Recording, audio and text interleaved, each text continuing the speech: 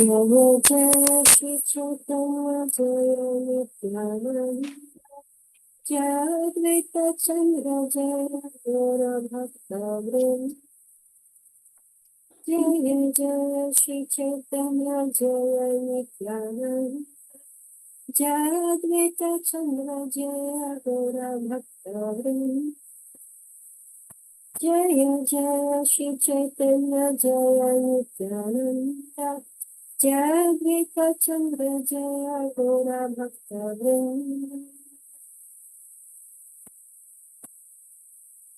ज्ञानंजनशलाकया चक्षुरुन्मीलितं तस्मै श्री गुरुवे नमः।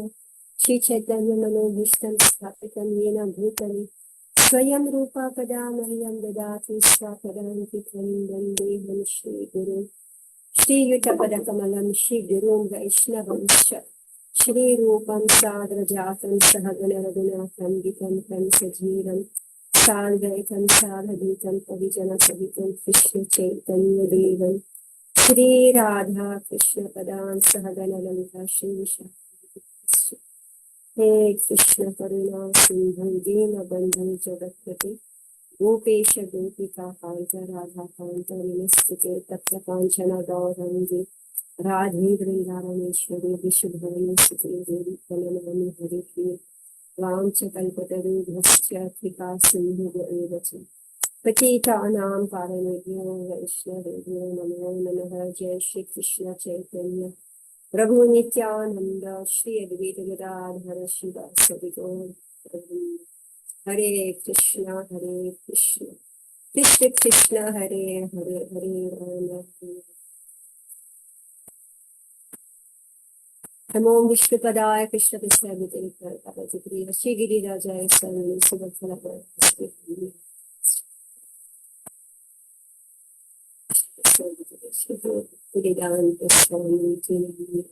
नमस्ते सारस्वती देवी गौरवाणी प्रचारिणी प्राचार्यं ब्रह्मं वन्दे भक्तमहं वन्दे श्रीगुरुरेणुकारणं Krishna. So today we're going to complete this text. So we are Chaitanya Charitamrita, Adi Lila 7, text 1 to 8. So the verse reads as follows. Pranavashe Mahavakya Vedera Nidana Ishvara Sarupa Pranava Sarva Vishwadhama. The Vedic sound vibration Omkar, the principal word in the Vedic literatures, is the basis of all Vedic vibrations. Therefore, one should accept Omkar as a sound representation of the Supreme Person Godhead and the reserve of the cosmic manifestation. So, again, I would recommend that, for you, if you're interested in heavy philosophy, if you're interested, go on VIHE.org, check Kamal Lochan Das. He's given a series of, he was teaching Shad Darshan, the 6 systems of philosophies at the VIHE. And so he speaks about all this. So you'll have a better idea. But believe me, you'll have to listen to it a few times. Each lecture you'll have to listen a few times and sit down with pen and paper. Then you can have an idea what he's talking about. But the pranava also, he will speak about the pranava, Om, and where it's situated. So let's continue. So it was established that Omkar is actually the holy name of Krishna. So the expanded form of Omkar is Hare Krishna, Krishna Krishna, Hare Hare, Hare Rama, Rama Rama, Hare Hare. And the compressed form of Hare Krishna, Krishna Krishna, Hare Hare, Hare Rama, Rama Rama, Hare Hare. Compressed form is Omkar. Zip file, okay? The zip file is called Omkar. And when you expand it, it comes Hare Krishna. Now, what more happens with the expansion of Omkar we're going to read now. Okay, so just be ready and happy, happy minds. I'm not going to be all tense and heavy duty philosophy. Anyway, Krishnadas Kaviraj has told us that we must be patient, even if we want to skip the pages. Krishnadas Kaviraj said, no, it will make your mind, your intelligence very strong. Therefore, we must go through all this. One should not have. I think there's a problem with your audio, no? Is it? You can't hear me? No, we can hear you, but there's kind of noise with it. I don't know what to do. It's okay. Let's do it with the noise. Well, there's a heavy fan behind me. It's very hot here in Bombay. Oh. My fan is on high speed. I think it's the audio itself. The audio. I don't know what to do. That's okay. Let's go on. Yeah. The fan is very high speed. It's very hot. So that is part of it. One should not, however, foolishly conclude that because the Supreme Person God is omnipotent, we have manufactured a combination of letters A, U, M to represent Him. Factually, the transcendental sound Omkar, although a combination of the three letters A, U, M, has transcendental potency, and one who chants Omkar will very soon realize Omkar and Lord Vishnu to be non-different. Krishna declares Pranava Sarva Vedeshu. I am the syllable Om in the Vedic mantras. So remember again, we have spoken about ether.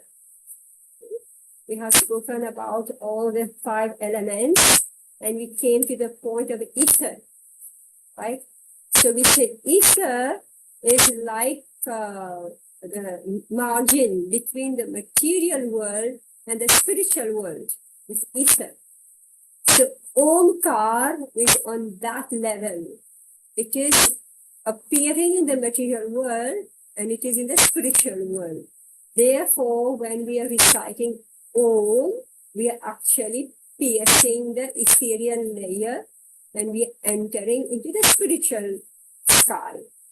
But different philosophers, where they are going when they are vibrating Om. Some people are going just in void. Some people are going in Brahmajyoti. And the Vaishnavas, they are seeing the manifestation of Lord Vishnu, the form of Lord Vishnu. And therefore they see Vaikuntha. Krishna declares, Pranava Sarva Vedeshu, I'm the syllable Om in the Vedic mantras. One should therefore conclude that among the many incarnations of the Supreme Person of Godhead, Omkar is the sound incarnation. All the Vedas accept this thesis. I gave you an example before. Like Prabhupada, I heard one lecture Prabhupada is saying that just like the deity is made of different types of elements, wood, clay, stone, jewel, and this is a form, right, that's visible to us. So Krishna's name, so when Krishna appears, is coming in the form of sound or in the form of ether. Are you able to follow this? No? Indira Radha? You can follow, okay? I repeat it again. It was so wonderful when Prabhupada explained this. Just like the murti is made of the different elements, murti is also made of mind, right? Right? So now this murti is made of ether. Ether meaning the sound. Right?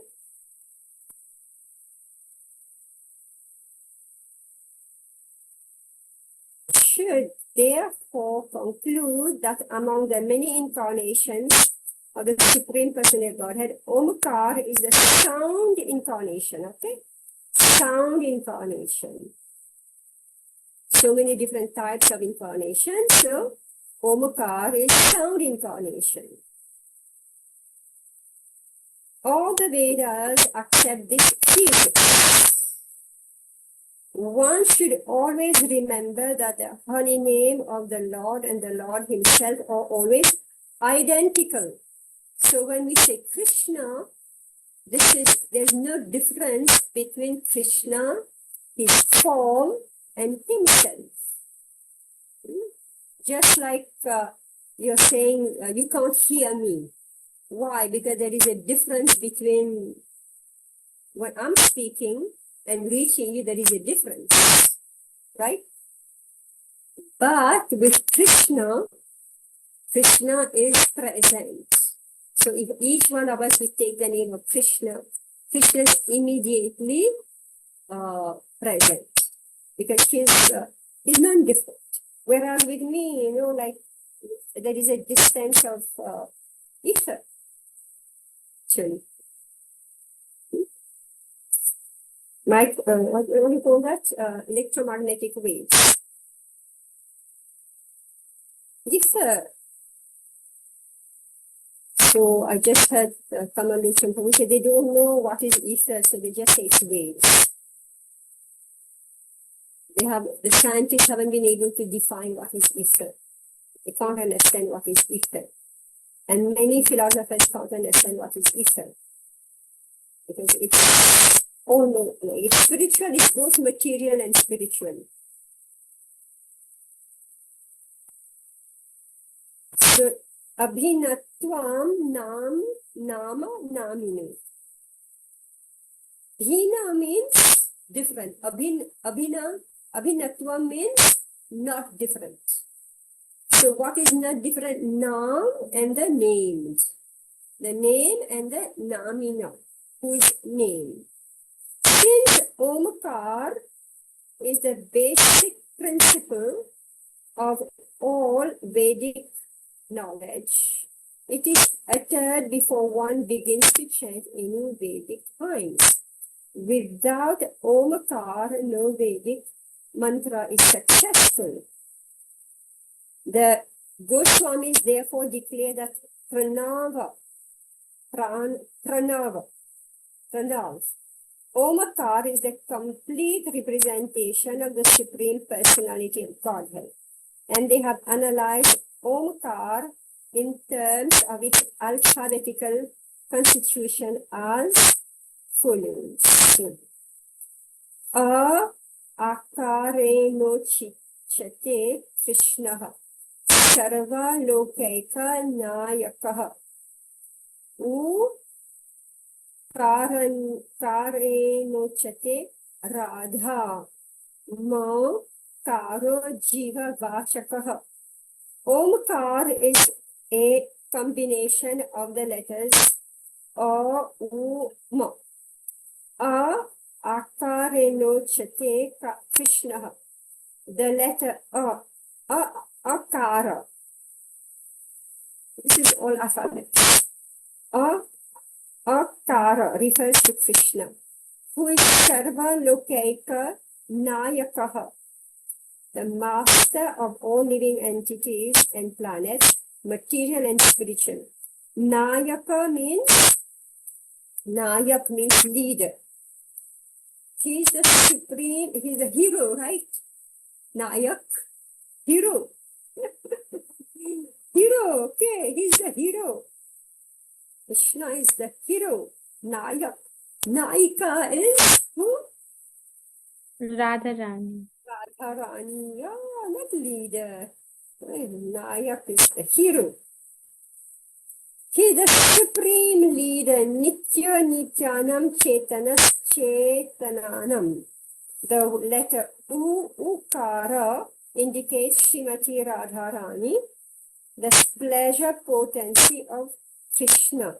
And Makara indicates the living entities, Jivas. Just see. So in this Om, Krishna is there, Radharani is there, and all of us, we are there. Om. Right? Thus, Om is the complete combination of Krishna, his potency, and his eternal servitors. We are all his eternal servitors. Right? In other words, Omkara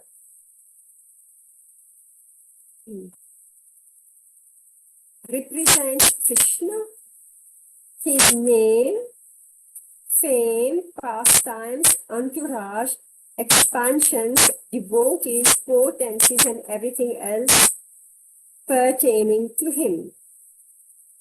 Akar. What is the meaning of Akar? Form. Form. Alright?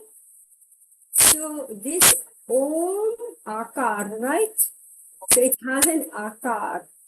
It has a form. And what is the form? Tell me, what is the form? I've just said it. Krishna, Krishna Radharani, and the Jivas. and the Jeev. Yes. All three, his eternal service.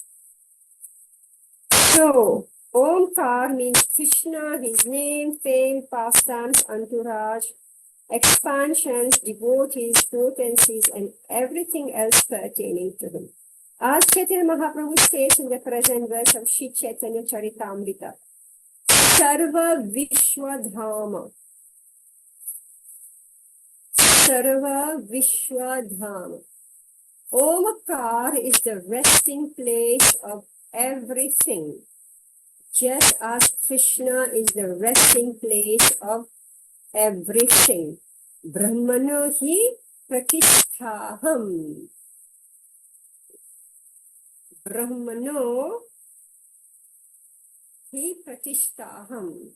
So he's the resting place of everything, just as Krishna is the resting place of everything. So, Sarva Vishwadham, the abode, the entire existence, Vishwa. The Mayavadi philosophers consider many Vedic hymns to be the Mahavakya, or principal Vedic mantra, such as Tattvam Asi.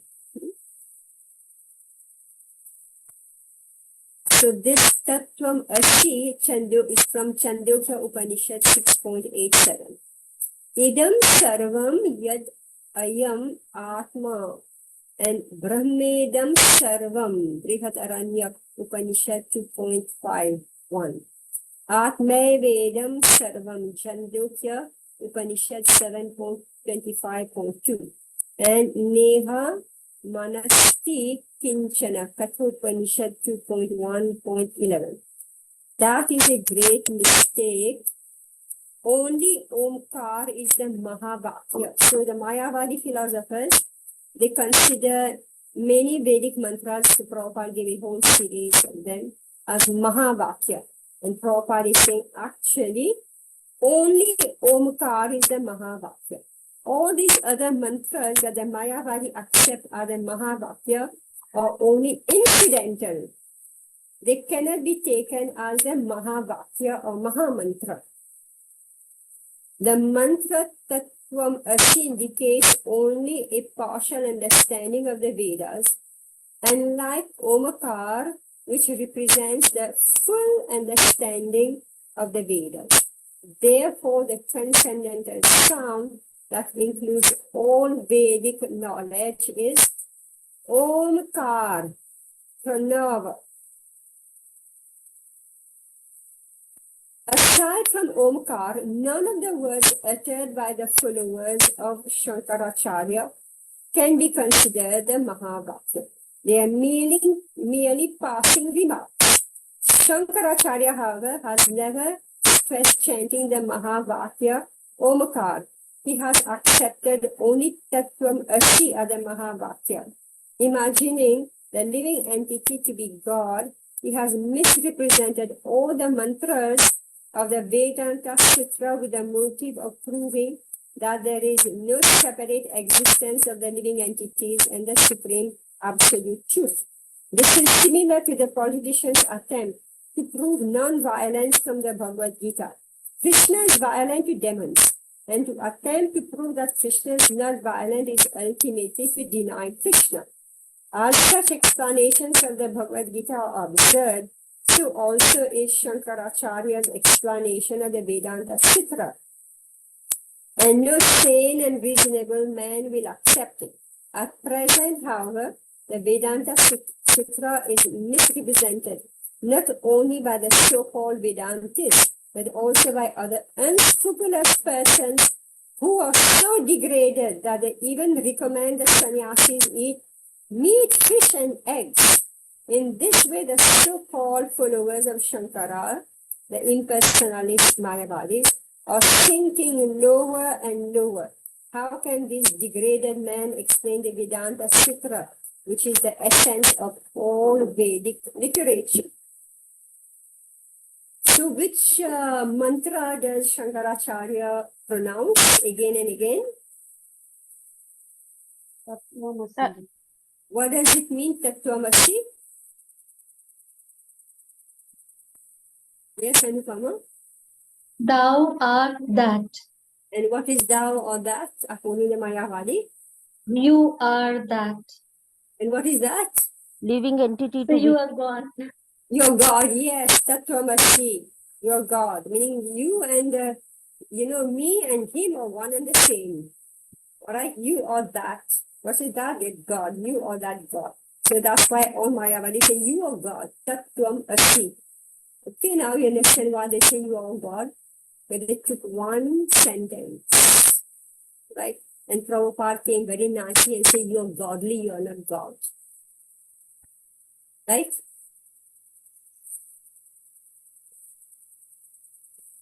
Lord Sri Chaitanya Mahaprabhu has declared, Mayavadi Bhashya Shunile Bhai Sarvanash. Anyone who hears commentary on the Vedanta Sutra from the Mayavad school is completely doomed. As explained in the Bhagavad Gita 15.15, Vedesha Sarver Aham Eva Vedyaha. All Vedic literature aims at understanding Krishna. Mayavad philosophy, however, has deviated everyone from Krishna. Therefore, there is a great need for the Krishna consciousness movement all over the world to save the world from degradation. So, people speak Bhagavad Gita, but they don't even put a picture of Krishna. Prabhupada was invited to a huge Samela, gathering of all types of so-called sadhus. I think it was about a Gita talk, and there was not a single picture of Krishna. So this is what happens. So it becomes just like a book of philosophy. And therefore everybody stay the way they are, nobody make an attempt to change their lives. And we can't make head or tail of it. So this is Prabhupada's great mercy. Prabhupada said, therefore there is a great need for the Krishna consciousness movement all over the world to save the world from degradation. Distribute books. Every intelligent and sane man must abandon the philosophical explanation of the Mayavadis and accept the explanation of Vaishnav Acharyas. One should read Bhagavad Gita as it is, Yatha Arth, as it is, to try to understand the real purpose of the Vedas, meaning that this Bhagavad Gita, which is a synopsis, Bhagavad Gita is a synopsis of the entire purpose of the Vedas. So if anybody asks you, have you read the Bhagavad Gita? Yes, Vedas. Yes, I have read the Vedas in synopsis, as Krishna has given in Bhagavad Gita. And Krishna himself says, just like there is a reservoir of water, right? A small pond can serve the purpose of a huge reservoir of water, right? You go to a huge reservoir of water, what for? To collect water. How much water can you collect? 1, 2, 3 buckets, right? If you can go to the pond, you can collect 3, 4 buckets equally, right? So the pond contains water, the huge reservoir of water contains water. What you need is sufficient in Bhagavad Gita. Is it okay what I'm saying? All right. Because if we are going to go and open the Vedas, you need Lord Brahma's head, right? Chaturmukha, to get everything about the Vedas. It's not possible. Impossible, you would say. It needs many, many, many heads, right? Because it's too vast, it's the entire knowledge. So the essence, what we need to know so that we live comfortably in this material world, what we need to know, we shouldn't break the laws of dharma, no meat eating, no intoxication, no gambling, no illicit sex.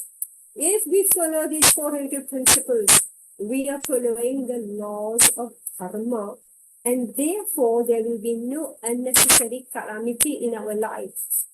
There will be no unnecessary poverty, disease, harassment of hunger and thirst, harassment by other people.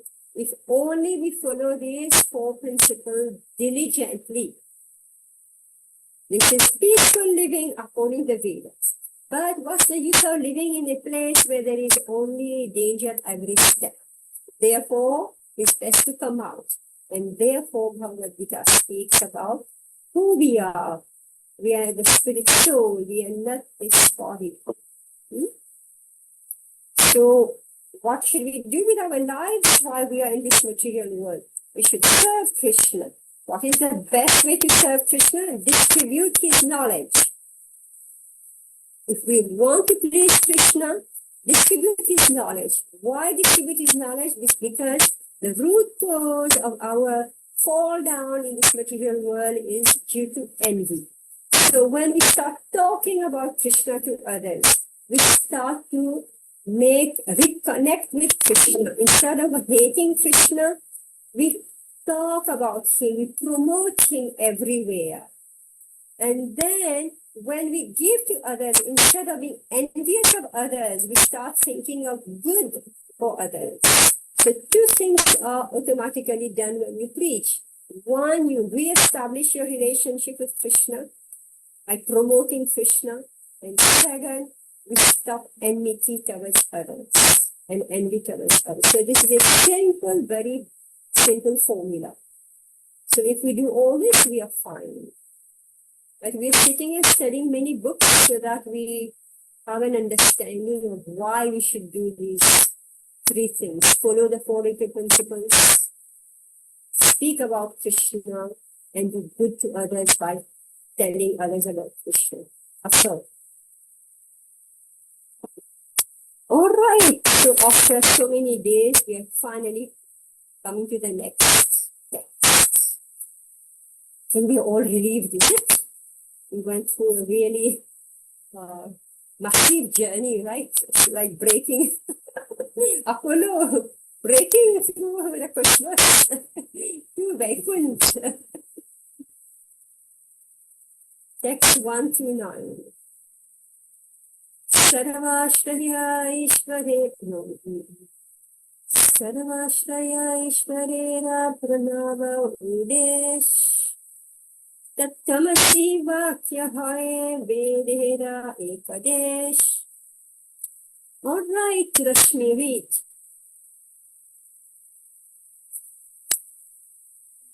Hare Krishna.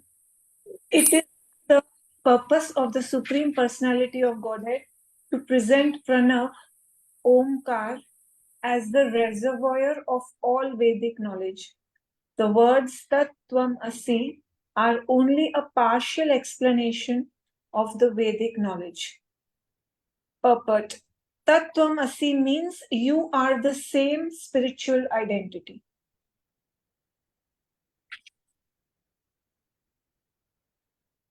Indira Radha, you read?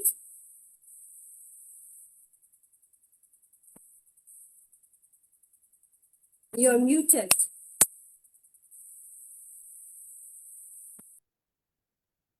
Sorry. Haribo. Text 130. Pranava Mahavakyataha Kari Achadana Mahavakya Kari Tatatvam Asira Stapana. Pranav, Omkar, is the Mahavakya, Mahamantra in the Vedas. Shankaracharya's followers cover this to stress without authority the mantra Tat Tvam Asi. The Mayavadi philosophers stress the statements Tat Tvam Asi, Soham, etc. But they do not stress the real Mahamantra, Pranav, Omkar. Therefore, because they misrepresent Vedic knowledge, they are the greatest offenders to the lotus feet of the Lord. Chaitanya Mahaprabhu says clearly, Mayavadi Krishna Aparadhi. Mayavadi philosophers are the greatest offenders to Lord Krishna. Lord Krishna declares, Tam aham dvitata kruran samsareshu naradhaman kshipami ajasram asubham asurishu eva yunishu. Those who are envious and mischievous, who are the lowest among mankind, I perpetually cast into the ocean of material existence, into various demoniac species of life. Bhagavad Gita 16:19. Life in demoniac species awaits the Mayavadi philosophers after death because they are envious of Krishna. When Krishna says in the Bhagavad Gita 9:34, Manmana bhagavad bhakto madhyaji mam namasku. Engage your mind always in thinking of me, become my devotee, offer obeisances to me, and worship me. One demoniac scholar says that it is not Krishna to whom one must surrender. This scholar is already suffering in this life, and he will have to suffer again in the next if in this life he does not complete his prescribed suffering. One should be very careful not to be envious of the Supreme Personality of Godhead. In the next verse, therefore, Sri Chaitanya Mahaprabhu clearly states the purpose of the Vedas. So, so here Prabhupada is just saying that miscreants is of different types. I just mentioned no meat eating, no intoxication, no gambling, no illicit sex, right? I said that if we follow these, then we'll live a decent life. And now, when philosophically, meaning that you give wrong knowledge, right? We don't even speak about Krishna. And you read Krishna's philosophy, the Vedas, you read Bhagavad Gita, and then you say, no, it's not to Krishna that we should surrender. Right? So, therefore, by misguiding others and by he himself not surrendering to Krishna, so here Prabhupada is saying there is reaction. Right? So they get the reaction for it. So meaning scholars also suffer by misleading people, and then they themselves. Why they mislead other people? Because they themselves, they don't want to accept the truth. They don't want to follow the truth, and therefore, they're intellectual, they're very powerful. They're more intelligent than us. So therefore, they capture your mind, they create confusion in your mind, and then you also do the same thing that they are doing. This is what's going on everywhere in the world. So therefore, proper knowledge is very, very important. If you sit in a position of power and you write ignorance and you propagate ignorance, how can we escape from suffering? Maybe if somebody commit the gross sinful activities, they have to suffer in such and such way. But those who use the intelligence, and worse, they use the Vedic literatures to misguide. Right? Srila Prabhupada is saying that he is already suffering. This scholar is already suffering in this life. And he will have to suffer again in the next, if in this life he does not complete his prescribed suffering. Right? Everybody knows this, your karma. Right? And your karma has a certain time period. And you have to finish this. And if it's not over, then it carries forward. Next life it continues. Right? In India, people are very much conscious of this. Now maybe less, because they don't know what is karma anymore. They live life in a very reckless, super reckless way, breaking all their principles of dharma. Very Prabhupada says that this Kali is most dangerous, most dangerous. So people are living in a very reckless way. Oh my God. Mataji, Yeah. Mataji, clarify one thing. This Tat Tvamasi, it is from us. So the Mayavadis are saying that this Tat Tvamasi means that you are God. Yeah. But the actual meaning is that we are the. So does the actual meaning mean of Tat Tvamasi? Does it mean that we are also spirit souls like God? Is that right? Yeah, here Prabhupada writes in 129, you are the same spiritual identity. Alright? You are the same spiritual identity. It doesn't say that you are the same God. The same spiritual identity. Tattvam Asi. Soham.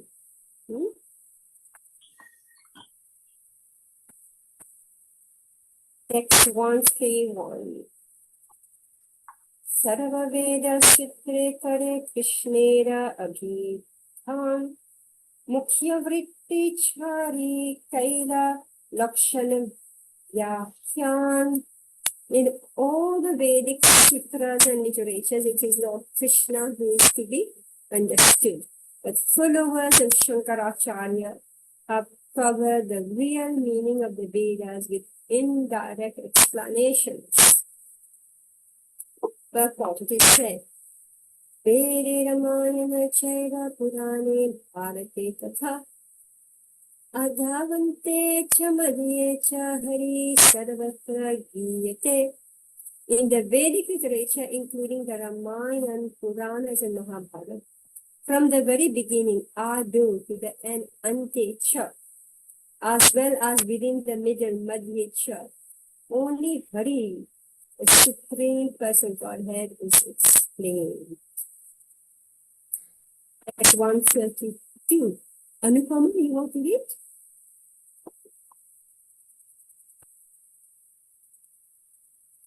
Text 132.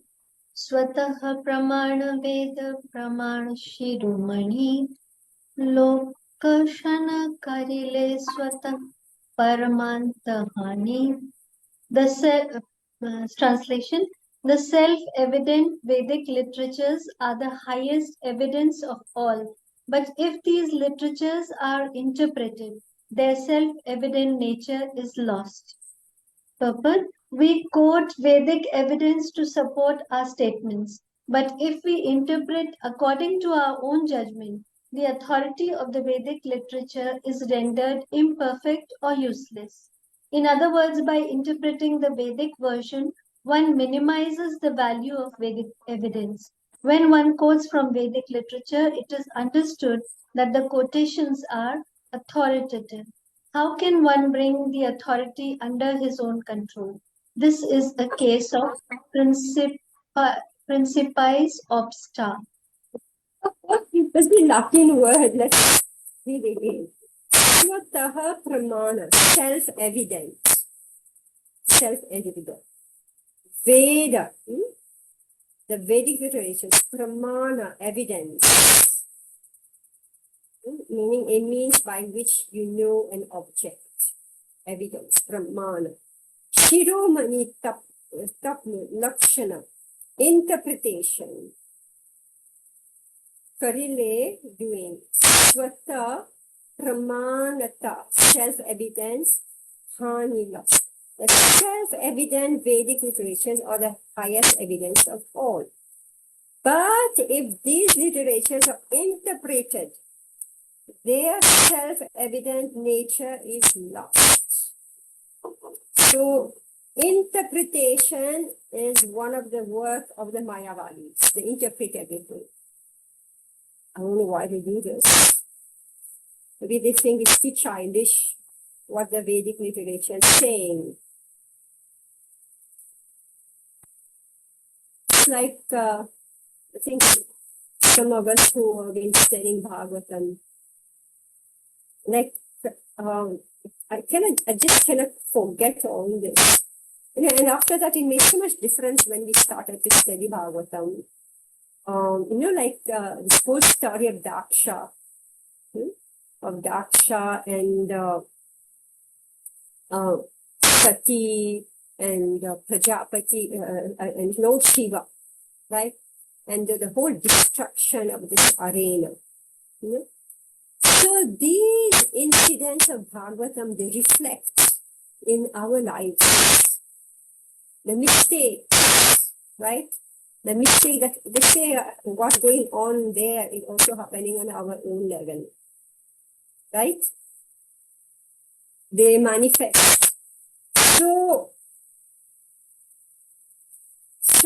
like, if we hadn't sufficiently studied Bhagavatam, we would have thought these are just mythology.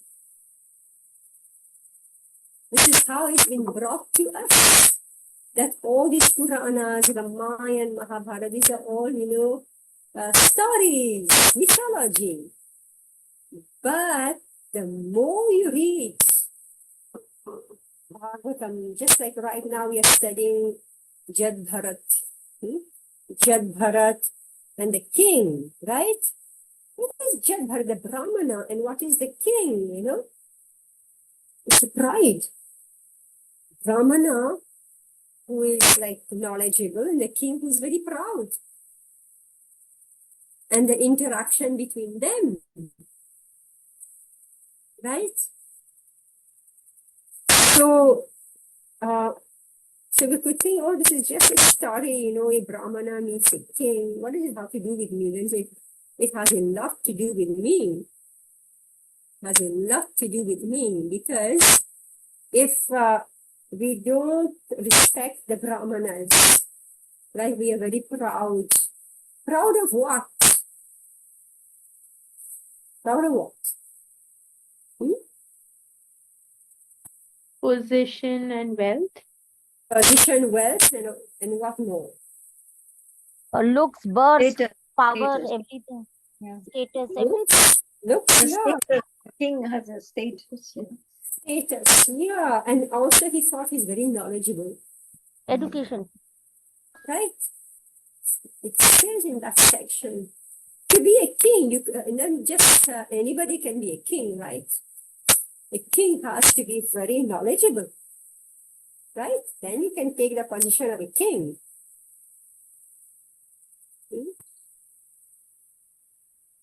So,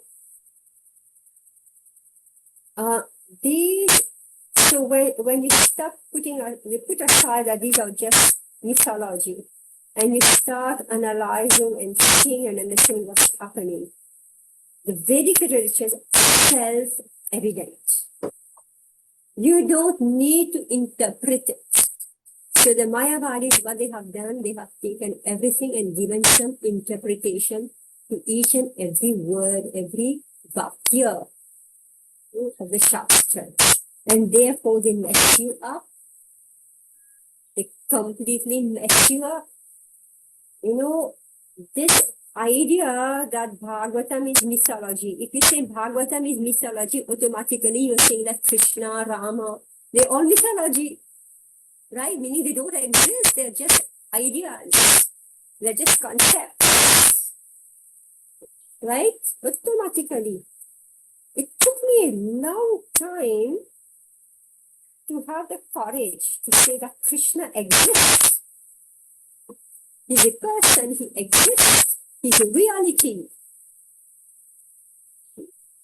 Just who's speaking all this now? So who's speaking? Lord Chaitanya. Lord Chaitanya, yeah. Lord Chaitanya is speaking. He's speaking about, he's establishing his own evidence. All right. So just like it's so difficult to accept Krishna as a person, so similarly it has been very difficult to accept Shri Chaitanya Mahaprabhu as an incarnation of the Supreme Lord. Right. Even more difficult Yes. because people don't know him. Yes. So why is it so difficult to accept Shri Chaitanya Mahaprabhu as the Supreme Personality? Because we don't believe Krishna actually exists. So that's the problem that's going on here. And that's the importance of establishing that the Vedas, there's no need to interpret, the form of Krishna that's described in the Vedic scriptures. No need to interpret. So we quote Vedic evidence to support our statements. So if you want to, of course, you discuss only with intelligent people, right? Right? You don't discuss with people who are not intelligent. Or then you just say, Hare Krishna, chant Hare Krishna, take a gulab jamun. This is what we tell to general people. Right? Say we are having a festival, please come attend. Do you want to give a donation? And because people are generous, they think this is good, a good action, so they give some donation. That's all. But when people are intelligent, have the patience, they're ready to sit down and study, right? So when you're discussing with somebody, then you have to quote the Vedic evidence. So we quote Vedic evidence to support our statements. But if we interpret it according to our own judgment, the authority of the Vedic literature is rendered imperfect or useless. So we read something from the Vedic literature, then we say, okay, it doesn't sound logical. That's why I'm telling about the whole story of Bhagavatam, which seems like mythology, far-fetched. This Viman, right? Ravan is sitting in the Viman, is going up in the sky. Right? Kardama Muni made a flying city. Right? I don't know what Hanuman saw when he went to Lanka. He jumped from a peak of India, southern peak of India. He went to Lanka. Right? Imagination, kids. Right? Kids think they're flying Batman. Right? Just like this Ram Lala temple now, it's almost like a wonder, the light came and the tilak, right? But actually, I've been reading about this. I mean, you all know, like this Konark temple, right? It is made because it's the temples are made according to astronomy, right? So I think at different times of the year, the light will fall at different places, and this the sun god. So meaning you understand the whole season according to where the light is falling. So that was something that was happening, everywhere. It was something natural. It's because it is constructed very scientifically. Now, people who have no intelligence, they come and see, because, oh, what is this huge statue? They're meters and meters and meters high, and it's made of gold, right? So let me steal it. Actually, they're worshipping stone, right? So they have not the slightest idea how intelligent, right? How intelligently the temples were constructed. So they interpret, I'm just giving a very gross example. Very, very gross, like this Vastu Shastra. Everybody's, Vastu, how should be a Vastu. So I read one person who's explaining what is this Vastu. He's very logical. So he explained the whole thing, So, so they give some symbol. If it is Gomukha, if the land is Gomukha, it's auspicious. If it is Tiger Mukha, meaning you get devoured. So what does that mean? It means the shape of the land, right? Will create trouble, right? Just like these days, everybody wants AC. Hot, hot, hot. So they invented the AC. And then what do? They have you have to make your room, you have to make your entire house airtight, isn't it? That's what AC means. You have to make wherever you're living airtight. Even a child thinks this is foolish.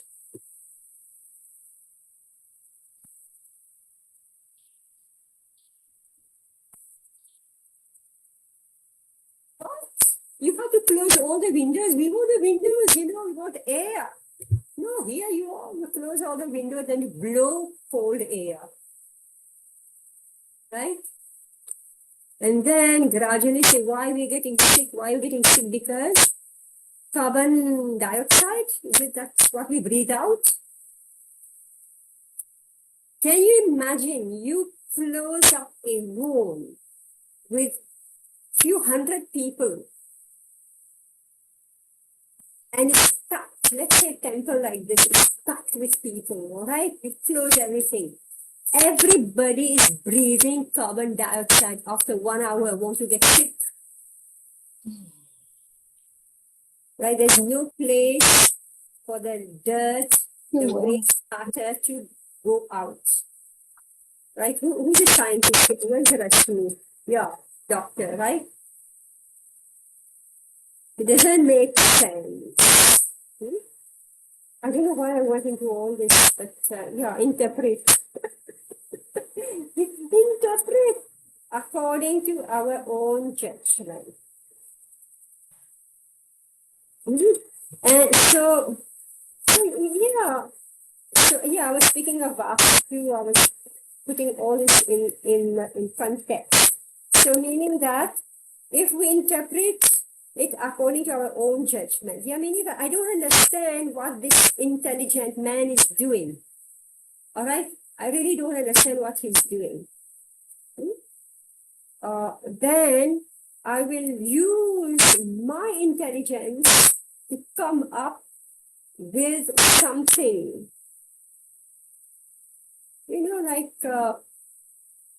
Okay, it's getting too hot. So what should we do?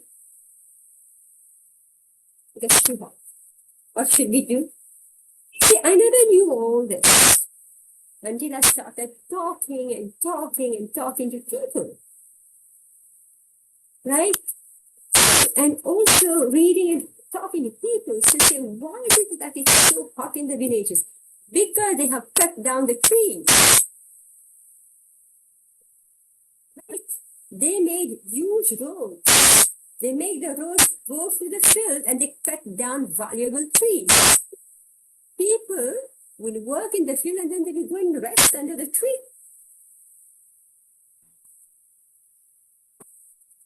Just like recently I was in Vrindavan and it was getting hotter and hotter and hotter, and we were having one program, it was outdoor.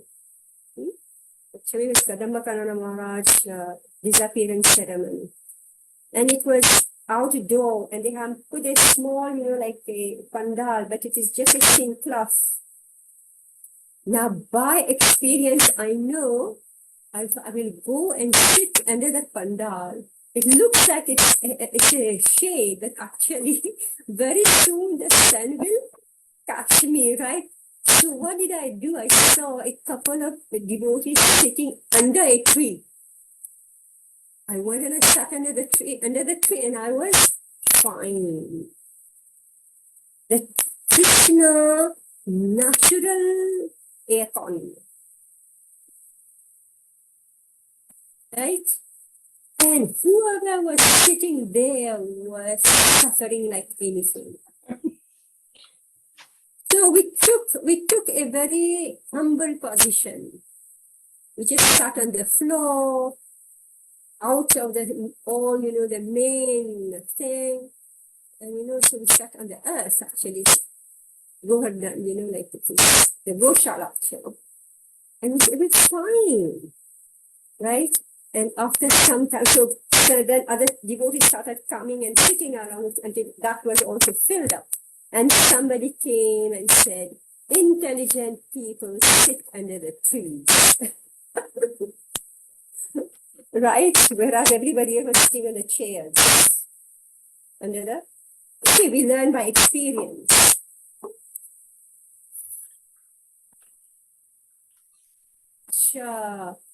Practical from this simple statement. We quote Vedic evidence to support our statement. All right?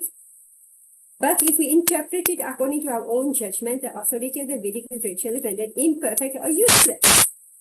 So, speaking of trees, so I can quote from the Vedic literature, which says that if you want to do an act of piety, one of the acts of piety is what? Can you tell me, anyone?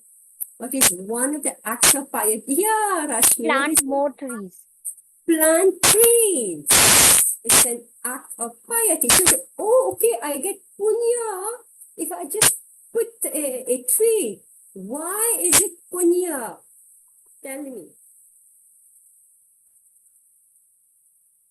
You're allowing a soul to flourish, I suppose.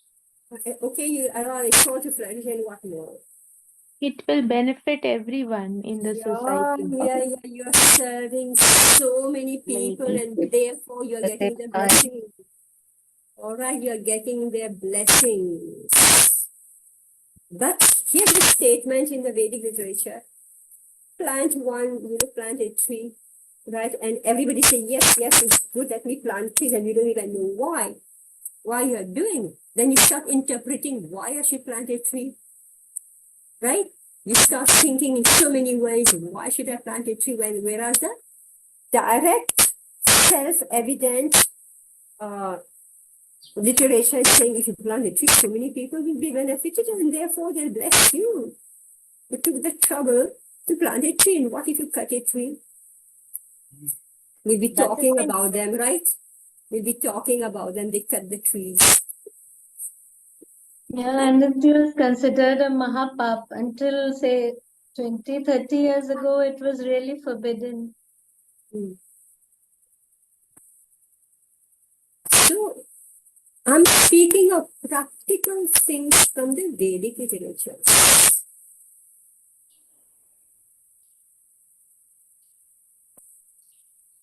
So, if we interpret it according to our own judgment, the authority of the Vedic literature is rendered imperfect or useless.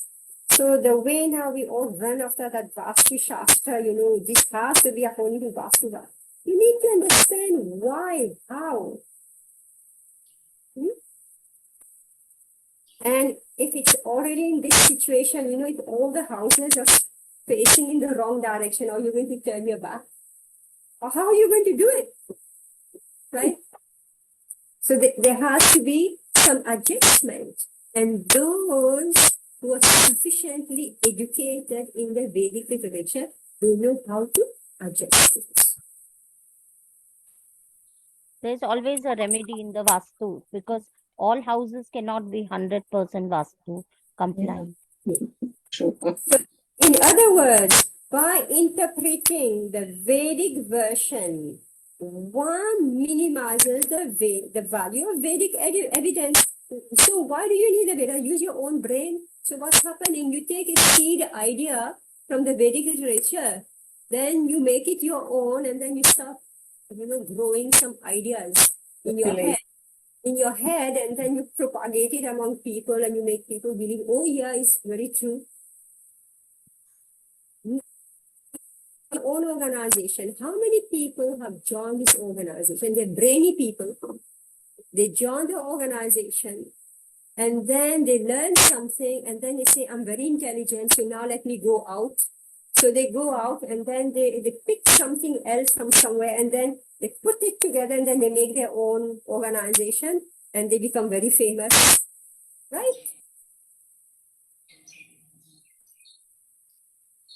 When one quotes from Vedic literature, it is understood that the quotations are authoritative. How can one bring the authority under his own control? This is the case of principis obsta. Only Prabhupada knows what's the meaning. It means spit in the bud, What's that? resist in the beginning itself. Oh, okay. An obstacle in the principle. Obstructing the principle itself. That's what you're saying. So how can one bring the authority, and meaning that you are using an authority, but actually you are, as I just say, you pick the idea and then you twist it and put your own mind in it, your own intelligence. All right, so thank you very much. We've gone over time today. Hare Krishna. I thought we would finish this. But Very this is Adi Lila Volume 1 today. Hare Krishna. Hare Krishna. very clear. So take your leave now. Chakalpadari